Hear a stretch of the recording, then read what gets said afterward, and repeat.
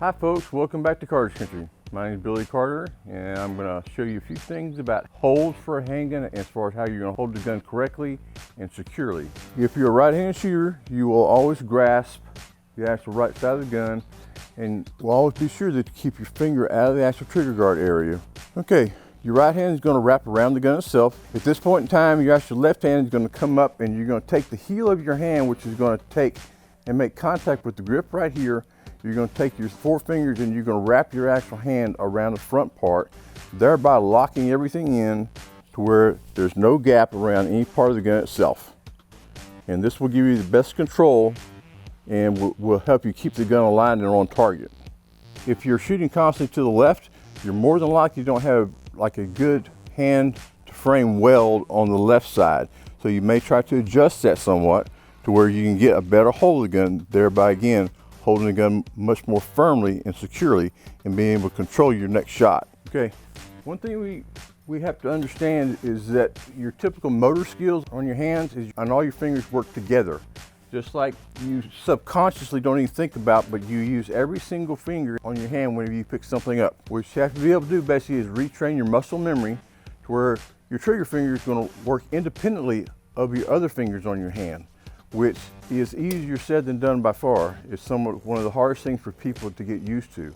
One of the best ways to actually learn to do this is I was taught by a gentleman, a world-class pistol shooter. Okay, what you're going to do is you're going to retrain your actual trigger finger. When you fire the gun, you're going to pull through the trigger,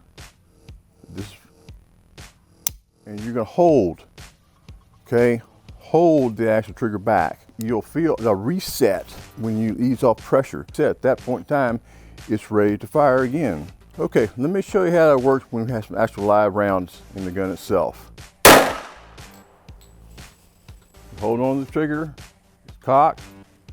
You ease pressure off and you'll feel the reset, the click. At that point in time, the gun is ready to be fired again. The big thing about the trigger control is that when the gun goes off, you have to have the trigger pulled all the way back, okay? And then you will ease off on your trigger finger till you just feel the click. The click is the reset of the hammer, okay? The click means the gun is ready to fire again.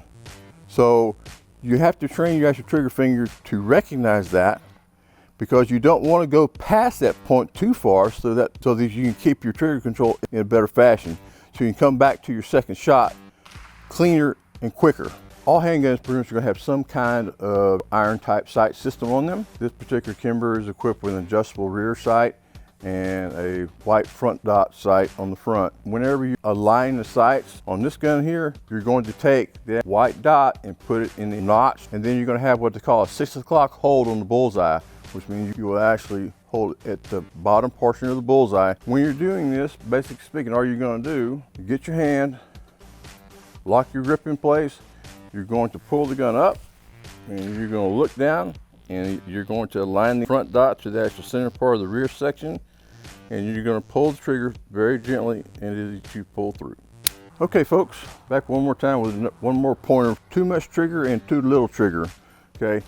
Usually the pad part of your actual index finger is going to touch the actual trigger itself. Too much trigger would be you have this much of your finger inside the actual trigger guard.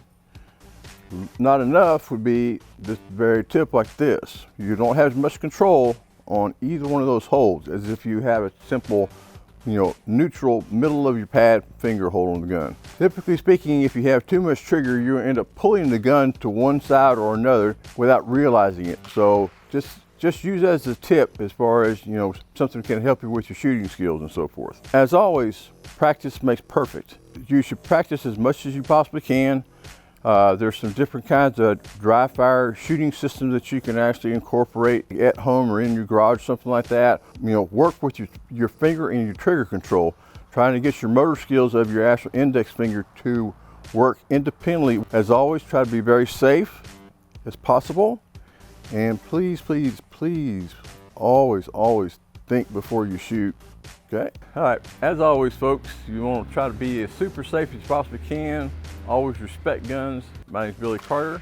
As always, if you've ever shopped, shot, or hunted with us, you're part of the Carter's Country family. Adios.